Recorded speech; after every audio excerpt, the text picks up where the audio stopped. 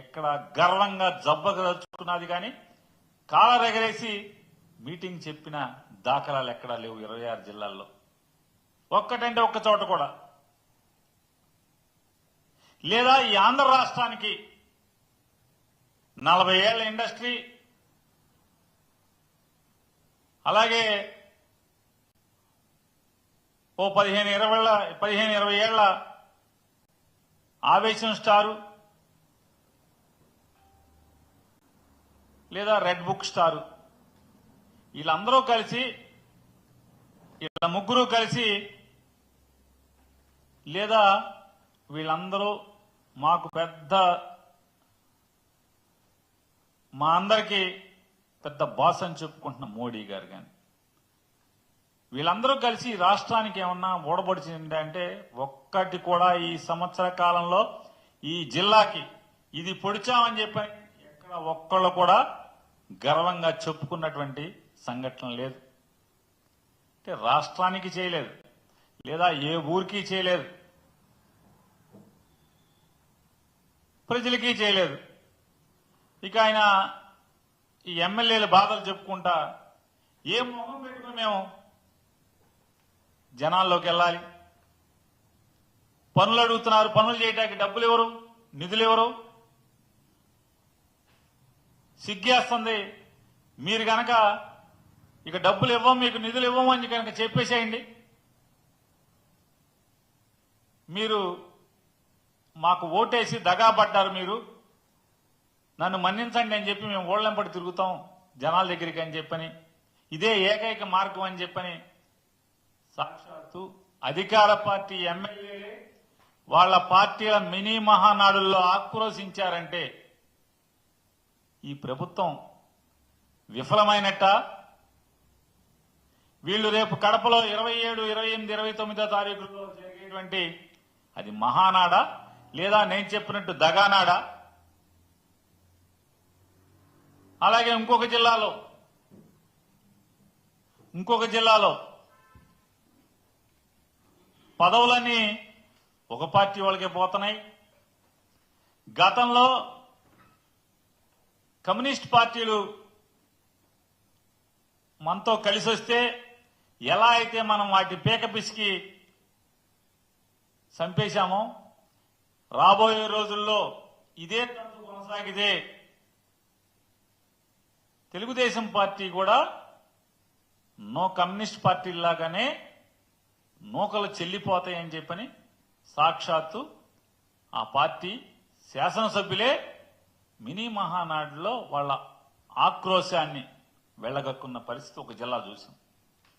మరొక జిల్లాలో ఇంతకన్నా దిక్కుమాలిన తనంలో మినీ మహానాడు ఎవరైతే జరపాలో దానికి అధ్యక్షత వహించి దాన్ని నడపాల్సిన అధ్యక్షుడే ఆ సభకు డుమ్మా కొట్టాడని చెప్పని ఒక సీనియర్ కార్యకర్త లబో దిబోమని గుండెలు బాదుకునే పరిస్థితి. ఎన్టీ రామారావు ఉన్నప్పుడు తెలుగుదేశం పార్టీ వేరు, గతంలో తెలుగుదేశం పార్టీ వేరు. ఇవాళ దిక్కుమాలినతనానికి మారుపేరుగా మారిన తెలుగుదేశం పార్టీ అని చెప్పని ఆ జిల్లాలో ఆ కార్యకర్త ఏడుపులు, పెడబొబ్బలు.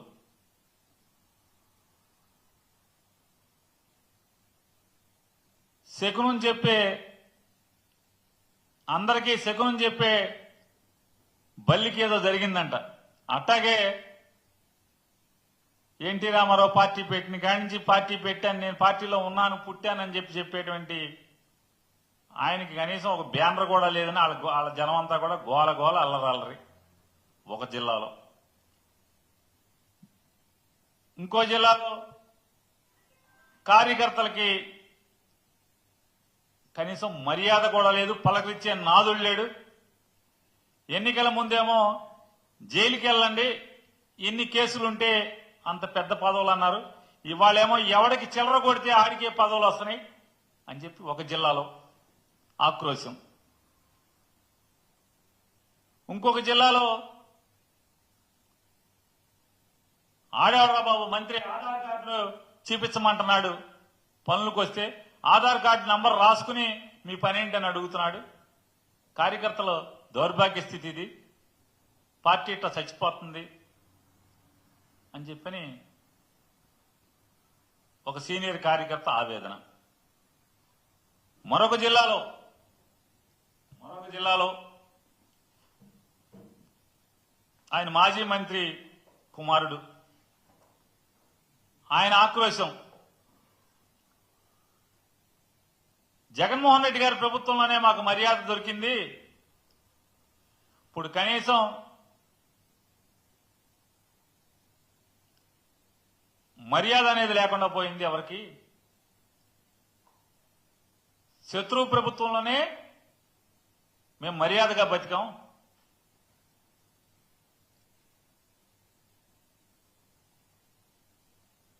ప్రభుత్వం రాగానే ఒక ఆయన పసుపు బిళ్ళలు ఇస్తాం, ఆ బిళ్ళల జేబుకు తగిలించుకెళ్ళండి, ప్రభుత్వ కార్యాలయాల్లో కార్పెట్ పరిచి పూలు జిమ్మి కుర్చీ వేసి కాఫీ టీ ఇచ్చి మీ పని చేసి పంపిస్తారని చెప్పారు. ఇవాళ గవర్నమెంట్ ఆఫీసులకు వెళ్తే పురుగుల కన్నా హీనంగా చూస్తున్నారని చెప్పని ఆ మాజీ మంత్రి గారి కుమారుడు ఆక్రోశం, ఆవేదన, బాధ వర్ణనాతీతం పాపం.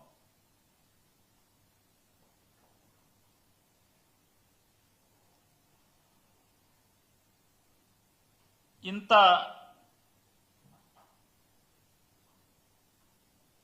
అంటే రాష్ట్రానికి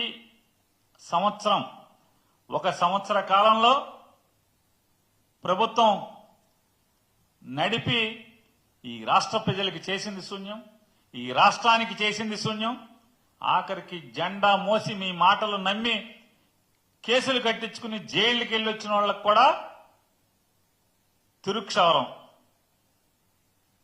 ఇది ఇవాళ ఈ రాష్ట్రంలో ఉన్న పరిస్థితుల్ని ఈ మినీ మహానాడుల ద్వారా తెలుగుదేశం పార్టీ నాయకులు, కార్యకర్తలు, శాసనసభ్యులు వాళ్ళ ఆక్రోశ నాడుల్లో వెళ్లగక్కినటువంటి బాధాతప్త హృదయాలతో కన్నీరు మున్నీరైనటువంటి సంఘటనలు ఈ రాష్ట్ర ప్రజలందరూ కూడా అనేక మాధ్యమాల ద్వారా మనందరం కూడా చూసాం. ఇవాళ దివంగత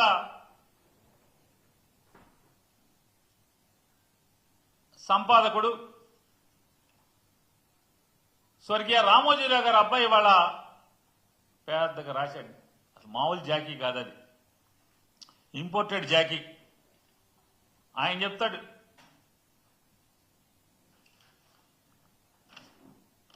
ఇది ఎవరో స్టేట్మెంట్ కాదు, వాళ్ళు రాసిందే. అంటే వాళ్ళ యొక్క కథానిక. తెలుగుదేశం పార్టీ విధానంలోనూ సూపర్ సిక్స్. ఓరి మీ సూపర్ సిక్స్ చల్లకుండా మామూలుగా జనాలకు ఇచ్చిన సూపర్ సిక్స్ లేవు, ఇక్కడ మళ్ళీ కార్యకర్తలకు సూపర్ సిక్స్ అంట.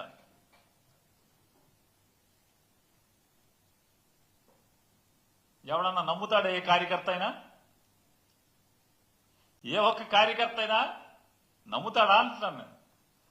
అంటే వీళ్ళ పతనం మొదలైంది అని చెప్పటానికి సాక్ష్యం ఇదొకటిగా మనం తీసుకోవచ్చు.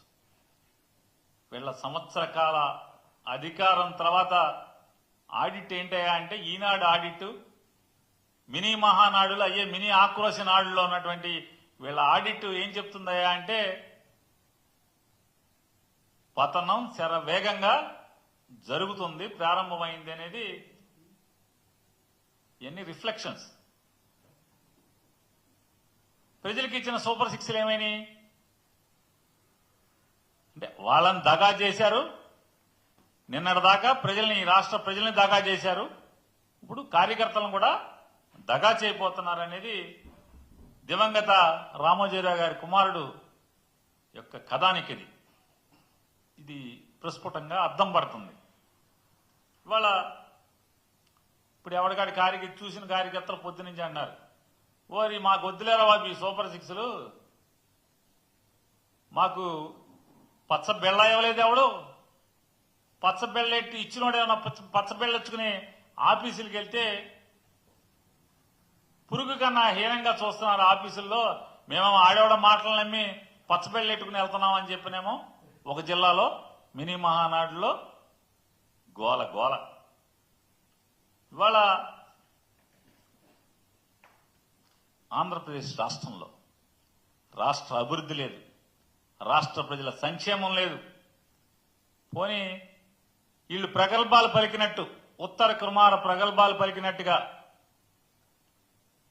కార్యకర్తలకు ఏమన్నా పొడి చేస్తున్నారా అంటే అది లేదు అని మొత్తం తండ్రి కొడుకులు ఇద్దరే